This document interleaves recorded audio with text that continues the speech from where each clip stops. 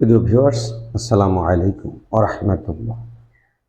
আজ আমি আপনাদের সামনে একটি বর্তমান সময়ের এবং সবসময়ের জন্য একটি আলোচিত উপযোগী বিষয়, সেটি হলো যে সমস্যার সম্মুখীন আমরা অনেক সময় হয়ে থাকি এবং আপনারাও হয়ে থাকেন, সে বিষয়ে আলোচনা করব। সেটি হলো কিভাবে মূর্খের সাথে তর্ক করতে হয় বা মূর্খকে কিভাবে পরাস্ত করতে হয়। আল্লাহ কোরআন মজিদে বলেছেন যে যারা শিক্ষিত, যারা জ্ঞানী এবং যারা অশিক্ষিত এবং যারা মূর্খ, তারা কখনো সমান হতে পারে না। প্রিয় ভিউয়ার্স, কিন্তু মূর্খরা কি তাই মনে করে? না, কখনো মনে করে না। সে নিজেকে বলবে মূর্খ, আমি লেখাপড়া জানি না। কিন্তু কোনো বিষয় আপনি তর্ক করে দেখেছেন? তাকে হারাতে পেরেছেন? কখনো পারবেন না। সে মূর্খ নিজেকে দাবি করে আমি লেখাপড়া জানি না, কিন্তু সে তর্কে কোনো সময় হারে না। না জেনেও সে সব কাজে জিততে চায়। তাহলে আমাদের করণীয় কি?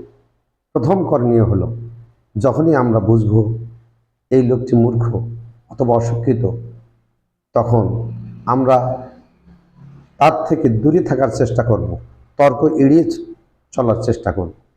কিন্তু যখন অনেক সময় এমন হয়ে যায় যে আমাদের আর কোনো পথ থাকে না, তর্কে লিপ্ত হতেই হয়, তখন আমরা কি করব? প্রিয় ভিউয়ার্স, যখন দেখবেন কোনো মূর্খের সাথে আপনাকে বাধ্য হয়েই তর্ক করতে হচ্ছে, আপনি তাকে কথা বলার সুযোগ দিবেন। খুব সহজে পরাজিত করার পদ্ধতি, আপনি তাকে কথা বলার সুযোগ দিবেন। যারা মূর্খ হয় তারা কিন্তু অধিক কথা বলতে চায়। তারা চায় সে কথা বলুক, অন্যরা শুনুক। সে শুনতে চায় না, সে বলতে চায়। আপনি এই সুযোগটা গ্রহণ করুন। সে 1 মিনিট, 2 মিনিট, 5 মিনিট, 10 মিনিট বলবে। সে দেশ সম্পর্কে বলবে, সে ধর্ম সম্পর্কে বলবে, সে ইসলাম সম্পর্কে বলবে, সে কোরআন সম্পর্কে বলবে, রাজনীতি সম্পর্কে বলবে। সে বলুক, যে বিষয়ে আপনার তর্ক হয় সেই বিষয়ে সে বলুক।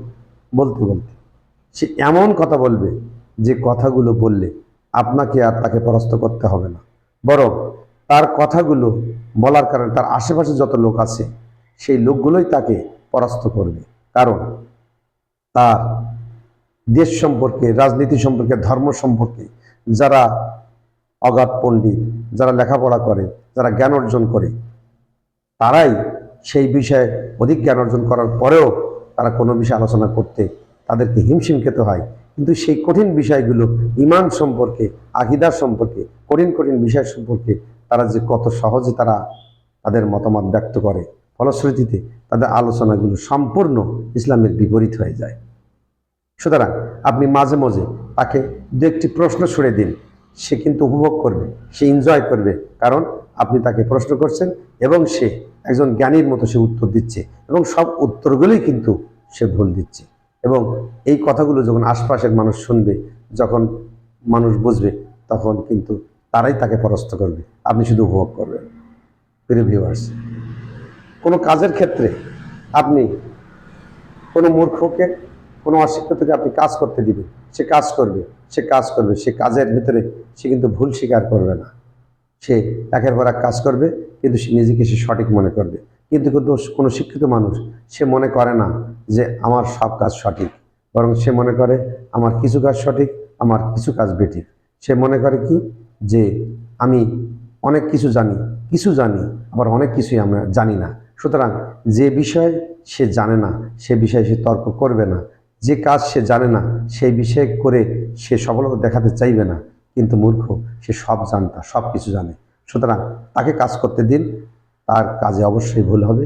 তাকে কথা বলতে দিন, তার কথাগুলো ভুল হবে। এভাবে আপনি নিজে অ্যাক্টিভ না থেকে, প্যাসিভ থেকে, আপনি অক্রিয় থেকে তাকে সক্রিয় করুন। তার সক্রিয়তাই একসময় আপনি তাকে পরাস্ত করবেন। তাকে খেলতে দিন, খেলতে খেলতে একসময় দেখবেন সে নিজের গোলে নিজেই বল ঢুকিয়ে দিয়েছে, এবং সে সময় দেখবেন মূর্খ নিজেই নিজেকে কিভাবে আত্মহননের মাধ্যমে আপনার কাছে পরাজিত স্বীকার করছে।